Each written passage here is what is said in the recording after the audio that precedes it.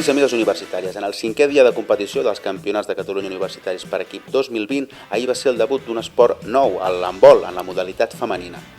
Les 7 universitats participants que conformen un sol grup s'enfrontaran, totes entre la primera i la segona volta.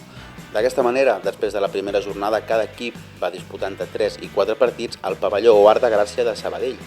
Després d'aquesta primera jornada, on vam viure 11 partits frenètics d'alt voltatge, destaquem, tot i que van disputar un total de 4 partits, el liderat compartit entre la Universitat de Barcelona i la Universitat Autònoma de Barcelona, amb 3 victòries i un empat per cadascun. L'empat precisament va ser entre el duel directe entre aquestes dues universitats, en un total de 13-13, i on destaquem l'actuació de la portera blavenca Júlia, amb una gran parada a escassos 5 segons per al final del partit, en què la Universitat Autònoma de Barcelona contraatacava. I recordeu que avui és el torn dels nois a l'handbol masculí a partir de les 9:30 de nou al pavelló Oart de Gràcia de Sabadell. I com sempre podeu fer un seguiment de la competició a través de les xarxes socials o a través de la pàgina oficial dels Campionats de Catalunya Universitari. Us hi esperem.